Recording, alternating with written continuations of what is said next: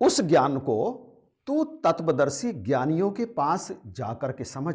भगवान ने कहा ज्ञानिनस तत्वदर्शिना, और धनुर्धारी अर्जुन ने भगवान की तरफ को देखा। भगवान ने क्यों कहा कि उस ज्ञान को तू तत्वदर्शी ज्ञानियों के पास जाकर के समझ?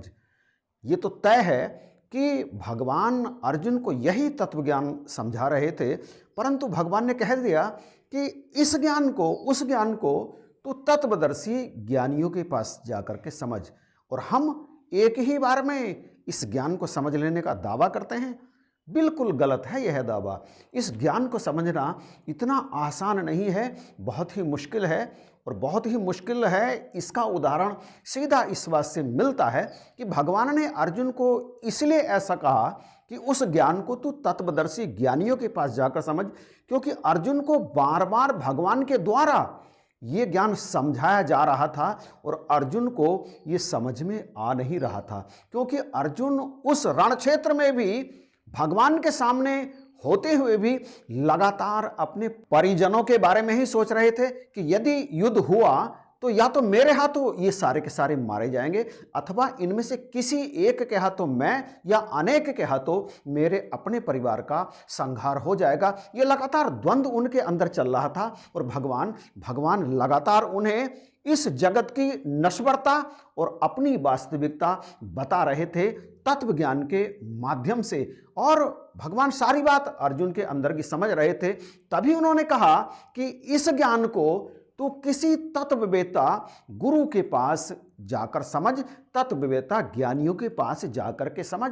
और इसके बाद भी ना समझते हुए अर्जुन ने कह दिया, ना समझते हुए भी अर्जुन ने कह दिया, हे प्रभु आपने जो सारी बातें मुझे बताई हैं मैं इन्हें समझ गया हूं और मेरा अज्ञान इनसे नष्ट हो गया है। हमारी तरह से कह दिया कि हम भी सारी बात वहां पे मान लेते हैं, पांचों प्राण मान लेते हैं, परंतु क्या वास्तव में हम पांचों प्राणों को मानते हैं? भगवान भी समझ गए और अर्जुन उनसे विनती करने लगे कि हे प्रभु मैं आपकी सारी बातें समझ गया हूं, आपने जो वर्णन किया है मैं आपके उस दिव्य तेजो में ऐश्वर्य रूप का दर्शन करना चाहता हूं। ऐश्वर्य रूप का मतलब है वह रूप जिसमें अनंत ज्ञान है, जिसमें अनंत तेज है, विक्रम है, जिसमें अनंत बल और सामर्थ्य है, तथा जिसके एक अंश मात्र में यह सारा विश्व दृष्टिगोचर होता है। उस रूप को अर्जुन ने कहा ऐश्वर्य रूप। श्रीमद् भागवत गीता के 11वें अध्याय के 3रे श्लोक में अर्जुन ने भगवान से ये प्रार्थना की और भगवान ने अर्जुन की प्रार्थना को सुन करके उससे कहा, हे पार्थ मेरे उस रूप को देखने के लिए ये आंखें पर्याप्त नहीं हैं, उस रूप को देखने के लिए मैं तुझे दिव्य दृष्टि प्रदान करता हूं। और भगवान ने जब उन्हें दृष्टि प्रदान की और अर्जुन को अपना वह विराट रूप दिखाया, ऐसा जैसे कि कई बार आपने कई सीरियल्स में देखा होगा, ये सीरियल्स में तो मात्र कल्पना मात्र है, जो श्रीमद् भागवत गीता में वर्णित उस रूप के बारे में कल्पना करके इन निर्माताओं ने बनाया है। रूप वास्तव में क्या होगा वो तो अर्जुन के अलावा किसी दूसरे ने कभी देखा ही नहीं। भगवान ने स्वयं इस बात को कहा है कि हे अर्जुन मेरा ये तेजोमय रूप जो तुम देख रहे हो, यह रूप आज से पहले कभी किसी ने देखा ही नहीं। श्रीमद् भागवत गीता के 11वें अध्याय के ही 47वें श्लोक में भगवान ने इस बात को बिल्कुल स्पष्ट करके अर्जुन से कह दिया। और भगवान का यह विकराल रूप इतना भयानक था, इतना डरावना था, इतना तेजों में था कि उसे देखकर अर्जुन जैसे महारथी के भी छक्के छूट गए। वह थर थर कांपने लगा मारे भय के और हाथ जोड़कर कहने लगा, हे प्रभु आपके आगे से भी प्रणाम, आपको आपके पीछे से भी प्रणाम, आपको आपके सब तरफ से प्रणाम। श्रीमद् भागवत गीता 11वां अध्याय 40वें श्लोक में भगवान को नमस्कार करते हुए अर्जुन यही बात कह रहे हैं, नमः पुरतादत प्रशस्ते नमस्तते सर्वत एव सर्व अनंत वीर्यमित विक्रम स्वम सर्व समाप्नोसी ततो असि सर्वः। इसमें कह रहे हैं प्रभु आपको आगे से भी नमस्कार, पीछे से भी नमस्कार। अब आगे पीछे से नमस्कार आप कब करेंगे किसी को, आप यहाँ गहराई से समझिए।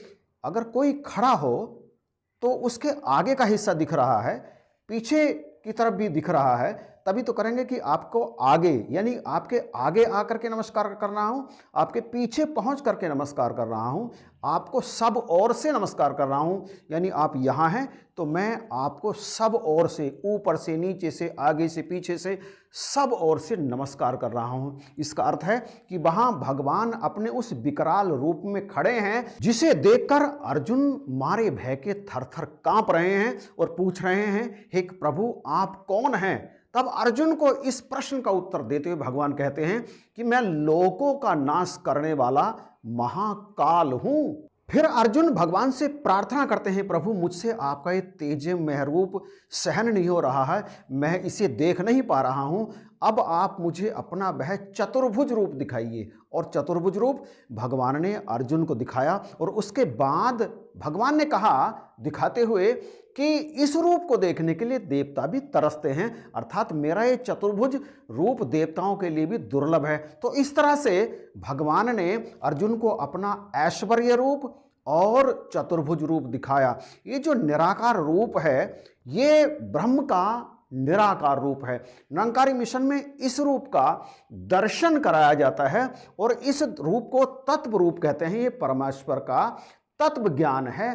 इसे जानने के बाद ही आवागमन के चक्र से मुक्ति मिलती है। ये जो परमात्मा का तत्व रूप है जिसके बारे में कहा जाता है तत्व ज्ञान, इसे जान करके व्यक्ति तत्वज्ञानी बन जाता है और इस ज्ञान को जानने के उपरांत ही जीवात्मा जन्म जन्मांतर के बंधनों से छूटता है, मोक्ष को प्राप्त होता है। इसे जानकर, इस ज्ञान को प्राप्त करके ही ये ब्रह्म में विलीन हो जाता है, ब्रह्म में अभेद होता है। इसे जानना परम आवश्यक है हर किसी के लिए, क्योंकि इसे जाने के बिना कोई भी मृत्यु पथ को पार नहीं कर सकता। इसके बारे में श्रुति कहती है, वेदाहमेतम पुरुषम महान मादित्य वर्ण है तमसे परस्तात तमेव विदित्वति मृत्यु मेति नान्य पंथा विद्यते आयनाय। मैं उस अज्ञानातीत प्रकाश स्वरूप महान पुरुष को जानता हूं, उसे जानकर ही मनुष्य मृत्यु पथ को प्राप्त कर सकता है। इसके सिवा मृत्यु पथ को पार करने का कोई दूसरा मार्ग नहीं है। यह अज्ञानातीत प्रकाश स्वरूप महान पुरुष कौन है?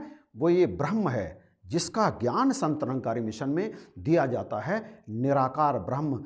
यही रूप माता कौशल्या को भगवान श्री रामचंद्र जी ने अपने बचपन में दिखाया और इसे देख करके माता कृतकृत्य हो गई। रामचरितमानस में लिखा है, देख राबा निज माता ही अद्भुत रूप अखंड, रोम रोम प्रति लागे कोटि कोटि ब्रह्मांड। एक एक रोम में इतना विशाल रूप है, ये इतना विशाल रूप है कि माता कौशल्या को इसके रोम रोम में, एक रोम रोम में कोटि कोटि ब्रह्मांड दृष्टिगोचर होने लगे। आपको भी होते हैं ना, क्योंकि आपने ब्रह्म ज्ञान प्राप्त किया है, इस ब्रह्म का दर्शन किया है, तो आपको इसके विस्तार के बारे में अंदाज हो भी नहीं लगा सकते कि कितना ये विशाल है। इसके एक एक रोम में करोड़ों करोड़ों ब्रह्मांड दृष्टिगोचर हो सकते हैं या आप कल्पना कर सकते हैं। तो यहां पर इस वीडियो को बनाने का उद्देश्य यही है कि ये ज्ञान प्राप्त कर लिया सदगुरु की कृपा से, प्राप्त करने के बाद इसे समझने की चेष्टा करनी चाहिए। यद्यपि बारंबार कोशिश करने के बाद आप इसे अंश मात्र समझ सकते हैं, इसलिए ध्यान में जरूर बैठना चाहिए। इसे समझने का लगातार प्रयास करते रहना चाहिए, इसमें डूबने की कोशिश करते रहना चाहिए। जब तक आप इसमें डूबेंगे नहीं तब तक आप इसमें पहुंचेंगे नहीं। जब आप इसमें पहुंचते हैं तभी हम मृत्यु पथ को पार करके परमानंद महसूस करते हैं। इन्हीं शब्दों के साथ वीडियो को यहीं पर समाप्त करते हैं। आपको कैसा लगा प्लीज़ कमेंट करके बताइएगा जरूर, और अच्छा लगा है तो इसे शेयर करना बिल्कुल भी मत भूलना। अभी शेयर कर दीजिए और चैनल पर यदि नए हैं तो इस चैनल को सब्सक्राइब भी जरूर कर लीजिए, साथ ही बेल आइकन को भी प्रेस कर दीजिए ताकि इसी तरह के वीडियो सबसे पहले आप तक पहुंचते रहें। इन्हीं शब्दों के साथ आप सभी को जय हिंद, नमस्कार और प्यार भरी धन्यवाद।